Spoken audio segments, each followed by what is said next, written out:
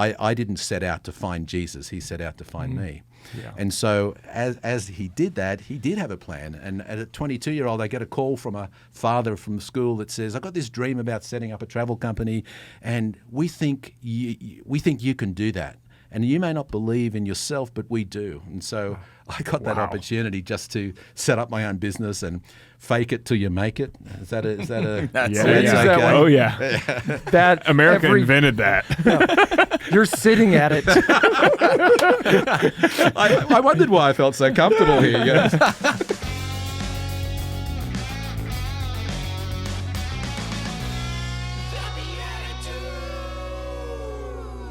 Hello, BeatiDudes worldwide. And I say worldwide on purpose because our guest today is from Australia. That's right. Things are getting crazy in here. Welcome to the BeatiDudes, a podcast for Christian men seeking to grow in holiness, but sprinkling in a little bit of humor along the way as we walk together in authentic fraternity. My name is Paul Kolker, and I am joined, as always, by my co-hosts Nicholas Besner. What's going on, mate? And Jeffrey Scheffelbein. Oh, good day, man. And we of course are available on audio podcast form anywhere podcasts are available. But if you're watching the video version on any number of places, so we're all over the place now. We're on Tuvu, Heroic Men, YouTube, of course. We've mentioned that before. Theo, and Spiritus TV. That's right. So check us out on any one of those platforms. They're all wonderful, and a number of them are growing and doing great things.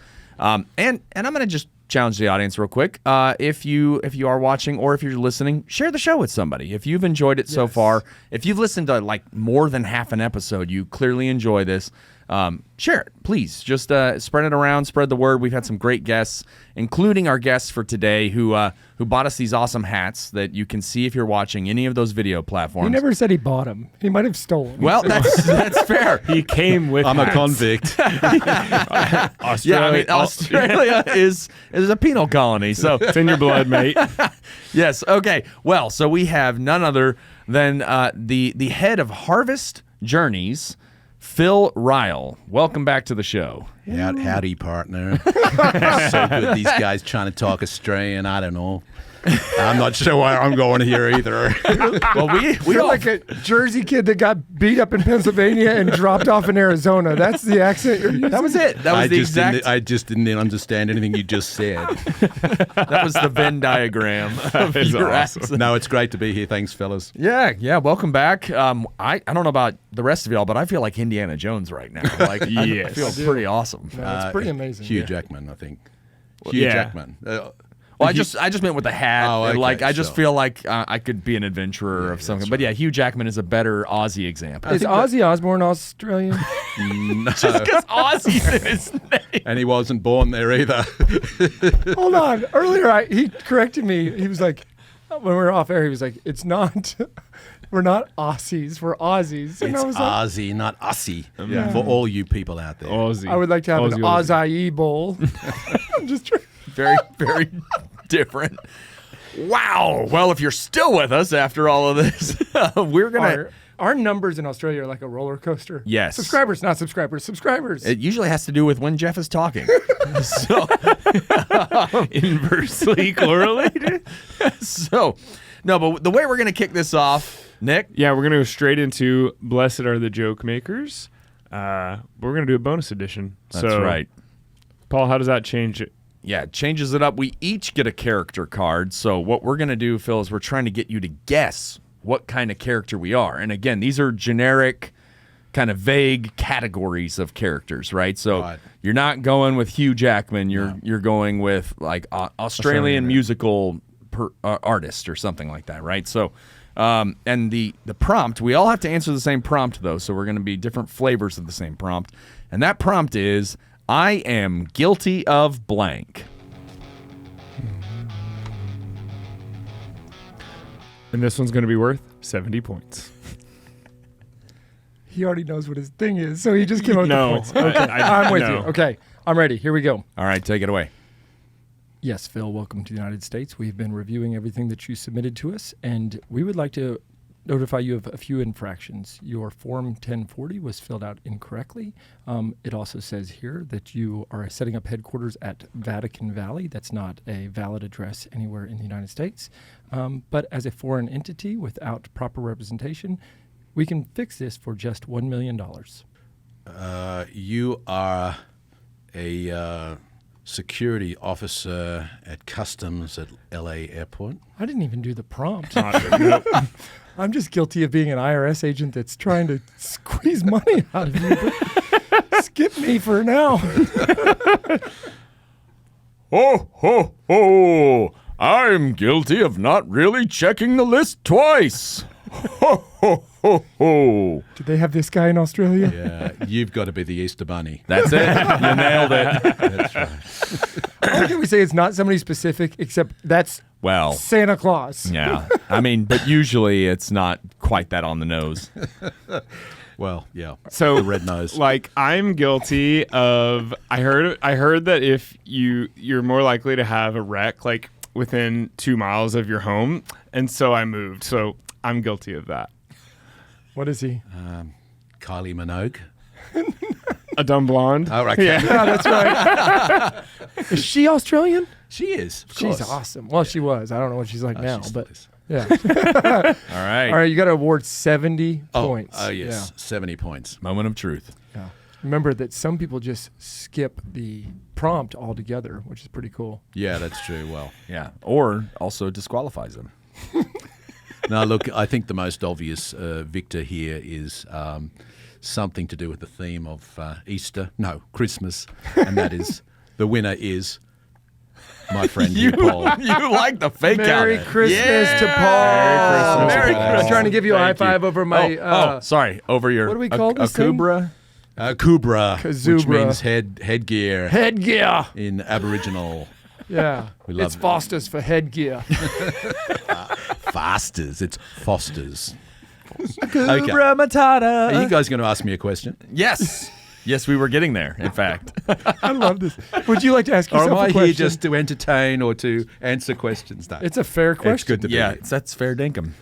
So, Wow. no, Yeah. yeah, so go ahead. Take Oh it. no, the audience ever since the last show wants to know, where'd you come from? Like, we need to know your roots and how did this transform from a family and an upbringing, Sure. and a little bit about like what does that look like now as I pointed out in the other show, as a dated Australian dad. Means you're old. Oh, whoa. Hey, whoa. hey, hey. Well, Shots listen, fired. You know, the funny Already thing got is, the hat. my name is Philip Ryall, but I was born Adam Ryall. And after a few weeks, my grandfather said, "We're changing your name." And by the way, I love Adam, as all you Adams out there, well done. But my grandfather said, "You're changing your name to Philip." And he was Irish. And so that was interesting because Philip means lover of horses. And at the age of 13, I was invited to this kind of horse riding camp. And I didn't read the fine print, which said to bring a Bible. I was there for the horses. And during the course of that week, it was run by, I think, a Baptist group. And they began to speak about this kind of language of ask. I was an altar boy. Like I loved God in a way that was, as you would as a Catholic being brought up. And I had some sort of sense of God. But when they told me that I could invite him into my heart, I was naive enough to believe what they said. I was childlike enough to go, wouldn't it be amazing if I invited him in my heart and he would pour his love into my heart? And I just remember getting on my knees and saying, if this is real, God, I want this. And I remember coming back on the back of a horse ride later that week, and I just felt it must have been the Holy Spirit, just a wave of God's love come upon my heart. And as I've said before, I knew what it was like to be in love at a young age. And I thought, I found the pearl of great price. This is amazing. And God must have a plan. So I had this idea that I just have to follow his will. And my life's going to be amazing. And I can pray for my wife and I can pray for my career. Then I went back to this Riverview St. Ignatius College, a very sort of high-end college in Sydney. And I couldn't hold back from what I'd found. But I did my best, but I quickly became Father Phil at school. And I went up to the headmaster and said, this news magazine that you've got, there's social justice, there's sport, and there's the Indian bazaar you're trying to make. Why don't you talk to them about God and Jesus? And he goes, you know what, Philip? For the next 8 weeks, you're going to write the headmaster's column, and you're going to tell them all about Jesus, what you've discovered. And so I became this writer. Got a few black eyes in the meantime from bullies, but I just shared my heart and just spoke to them about and to parents. Like, it went out to thousands of people, and I was just this young 15-year-old in love with God, and so that then became an avenue for me to desire for. It's hard to do this with an Aussie hat on, but I'm to go out there and say, I've got to make a ministry out of whatever I do. If I'm not going to be a priest, I didn't get the calling, but I had that sense that I wanted to change the world. And my father had let me, as a young man, plan all the family holidays, get out the maps out, and he kind of was almost like a prophetic act that he was preparing me for my career, not knowing this. But there was a good father behind it all. And I always say that, I didn't set out to find Jesus. He set out to find me. Yeah. And so as he did that, he did have a plan. And at a 22-year-old, I get a call from a father from school that says, I've got this dream about setting up a travel company, and we think you can do that. And you may not believe in yourself, but we do. And so I got that opportunity just to set up my own business and fake it till you make it. Is that a That's okay? Oh, yeah. That America invented that. You're sitting at it. I wondered why I felt so comfortable here.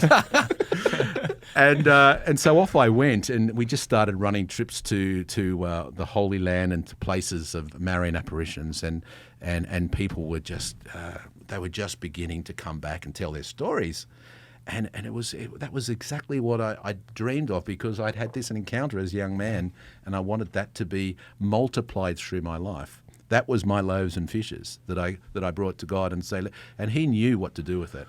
And so off I went, and I stumbled and bumbled my way through those early years.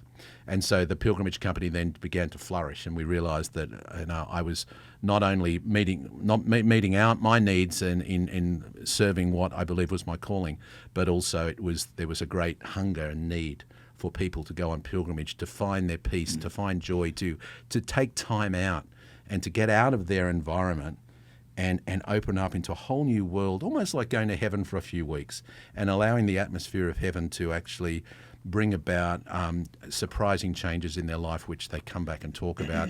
And then what happens is they don't go on the other tour companies anymore. Once they're touched, they're going, I just need to go on pilgrimages all my life. That's right. I don't want anything secular anymore, because they can't deny the riches that come from pilgrimage. Whether it's with harvest journeys, we're coming to America, that's what we want to do. We want to mix Aussies and Kiwis and Americans together, because I've got a sense that unity, we have a lot to learn from our attributes, our countries, mixing up and cross-pollinating, but also our wounds, the things that we need. We almost have been made incomplete by design. We need each other. That's what unity is all about.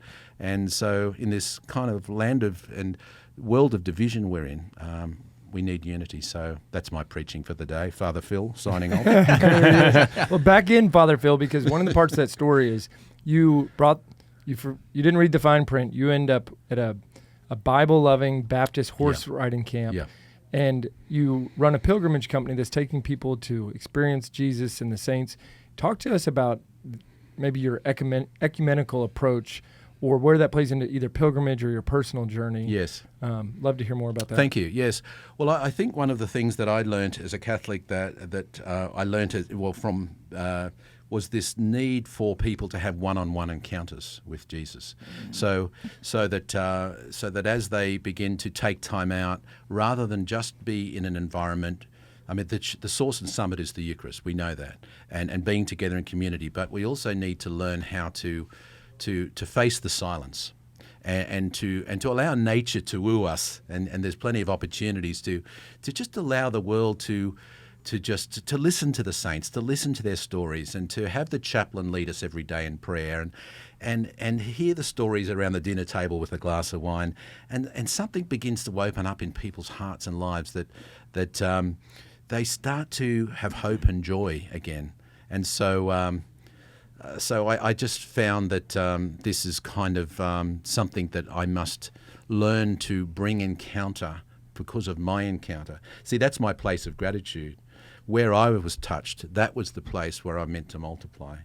And so therefore, I have a heart now more than most for ecumenical unity, because I'm so grateful for the Baptist or the interdenominational church that opened me up to introducing me to Jesus, so that then when I go to Eucharist, when I go to Mass, the Eucharist comes alive for me, because they help me to see and to know Him, not just to know about Him, but to know Him. Yeah, isn't that amazing, the graciousness of God, that He works, like, even though there is division in the church in very real ways, there's this graciousness where He still works through all of these truly heartfelt people who are seeking to serve Him. Yes. And that becomes the avenue for you to be even more open to Him. That's right, yes. And even the guides, they have their stories. They share their faith, and they become vulnerable. I think it's all about becoming vulnerable together, and that takes time. And that's why we need to not just go to Mass, or and not hang around, and we need to have those teas and coffees after service, after Mass. We need to go on those retreats, and we need to not feel like it all the time. People don't always feel like going on pilgrimage, but they know it's something they must do. But do they come back and ever regret it? Oh my goodness, they come back and never regret it, because what they've discovered is not just something for those 2 weeks, but a whole new way of living when they come back. When they go to Mass and they hear the Gospels, they come alive in a way that will never be the same, because it's all real. You realize it's not just a description of some maybe vague place. It's a place you've walked, or you've sat in the sorry, I lost the word, the synagogue in Capernaum or something. Right. Yes, yeah. It's like it's not meant to be judgmental, but sometimes in my life, my faith has been like a cartoon. It's not. I could get the visuals, I can see it all, but it's all stories. But once it becomes real, and I even say once it becomes real. Then you can't go back. I remember my sister used to, when I first found my faith as a 13-year-old, and I went back, we were sharing a room, and I said, Lisa, I've got to tell you something. And she said, what? I said, it's the most important thing I've ever told you. She goes, tell me. I said, no, I'm not going to tell you, because I want you to wait for it. She goes, tell me. I said, God is real. And she said, I know that. I said, no, God is real. And she went, really? And I think deep in our hearts, there's this real that we need to come to actually understand. And then it bursts like a spring comes up in our hearts, and a joy and a hope. And it does become miraculous. And I love seeking after the miraculous in people's hearts. I can remember when I first figured out that it was real. Yeah. And I had seen that movie, The Matrix. And you can take one pill or the other, and you're not going to ever see the world the same if you take the one pill. And that's the way I described it, is that I had been passive at times. I had been a cafeteria Catholic at times. I had been, excuses that someday I would be more serious. And I was on this slow trajectory to, it's real. Yeah. Like, it's my everything. And therefore, everything that I do is going to be oriented towards truly the Eucharist, but the Eucharist as the source and summit, God is the top priority. And then you work your way backwards. And by the grace of God, had a wife that was all on board with this from day one, even though she's a convert, which makes her smarter than me in every way. So you kind of work through that. When people have that real moment, it reminds me of like healthy choices. Like once you kind of start to make some healthy choices and you see the way the unhealthy choices impact your body, if you really cross over, it's hard to ever go back. It's the great divide. Wow. Not that people don't slip. No. I know they do. People sin. But I know too much to ever be a stupid Christian again. Now I'm just a Christian on a journey. Yeah. To try to learn more. And isn't it the good news that our frailty and His love for us in our frailty, He says, come as you are, but He doesn't want to leave us there. And He calls us on. I love Dallas because it seems to me like all of the churches, speaking in a unity way, I know of other churches of all the different Christian persuasions, they're all alive here. There's this beautiful grace over this city. And I think for an Aussie to come and say to Dallas, who's listening in, you guys have this amazing gift of generosity. You welcome people in, but you've got this miraculous spirit that perhaps you need to be told about or reminded about. And I'm telling you, I see it. And I love it. And that's why we're even setting up a company here in Dallas, because X marks the spot, because all of your churches are alive. And I love that. And we've visited some other churches while we're here, friends from other denominations, in order to bridge build. And I've seen it alive everywhere. Yeah. And I just love the rich soil that's going on here. And if you're not into that, stay out of Texas. Woo! Go to Whoop Whoop. Or go on a pilgrimage. Oh, yeah, that's what I meant. And then find your way here. Have an encounter. How many times do you have people go on the pilgrimage that are not Catholic? Like, what is that experience for somebody who's of a different denomination? Yes. Well, we've had many people who've gone on our pilgrimages and become Catholic after it. They've been so moved because they didn't know what else to do. They needed more. And so I guess, they get dragged along perhaps by their spouses, and they can't deny what they see. And so they end up sharing more beautifully often than the Catholics, because they're able to talk about the real transformation in their hearts, not just, God finishing off something, but how it's beginning in their hearts. And in some ways, we all need to go back to the place of beginning. I have to tell you one funny story, though. On one of the trips, there was a trip where they brought out a cake, and the trip was called Land of the Prophets. Can you believe how they spelt prophets? So y'all went to America? Cha-ching. Silicon Valley. Yeah. Wall Street. They spelt it with an F-I-T-S, that's right. Oh, goodness. Yes, that's My right. goodness. Yeah, Wow. there's a whole gospel in Texas that is called the prosperity gospel that would love that cake. Right? They would. They can eat it too. Eat it. But God is about our prosperity, of course, and He's about making everything richer in our hearts. Yeah. But And, and in the truest in sense. the truest sense, Yeah, that's of the right. word. Yeah, Yes. So I do believe that we can get that wrong, but we need to get it right. I came that they may have life and have it abundantly. Abundantly, that's Yes. right. Yes. Yeah, that God's not a restriction on us. He's a freedom That's from it. all of these other things. And that's where we prosper. Yeah. Yep. Yeah. Can you make a plea to the Aussie nation to start following the BeatiDudes and promote this? What would you say to all the Aussies listening out there to really get the numbers up?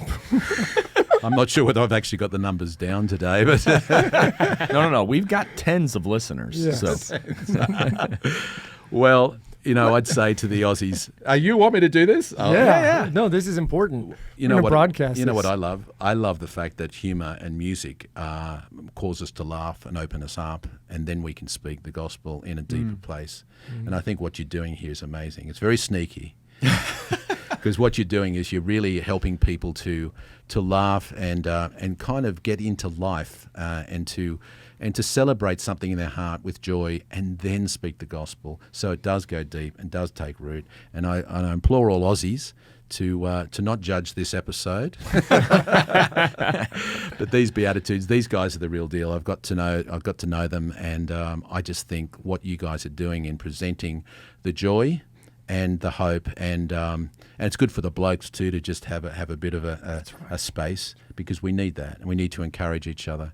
And I just encourage you. This is great. May this go on, and may all of America, Australia, and New Zealand begin to recognise that this is the way forward when it comes to evangelisation.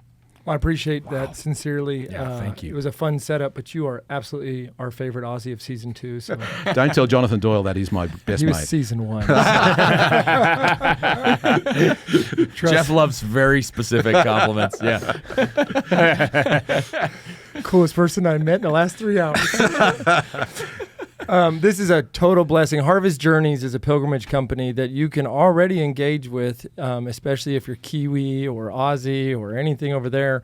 But also, anybody in the world can, because this is a worldwide pilgrimage company. Yeah, that's right. That is also going to be planting a flag right here in the Vatican Valley of Irving, Texas. It's going to happen in 2024, Phil. We don't know the exact day, but we know that you are being called. It's coming. We're going to be out there in Indianapolis for the opening and during the Eucharistic Congress. That's right. So the National Eucharistic Congress in Indianapolis, if you want to see Phil and 79,999 other people, please come and join us. No big deal. Just sift through the crowd. You'll find him. Just look for the hats. Yeah, I'm that's going to it. walk around there, just show me your phone, subscribe, show me subscribe. Jeff will get kicked out for harassment. It's worth it. Sticker on the forehead or subscribe, your choice. Yeah, you got one or the other.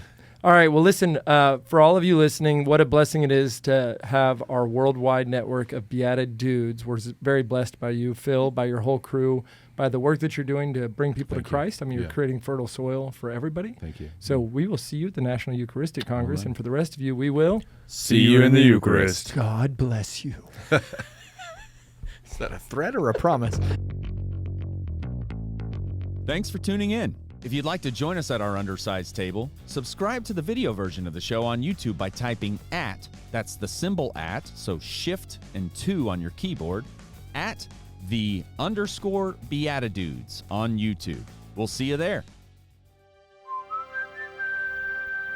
This podcast is part of the Spoke Street Network. For more great podcasts, visit spokestreet.com.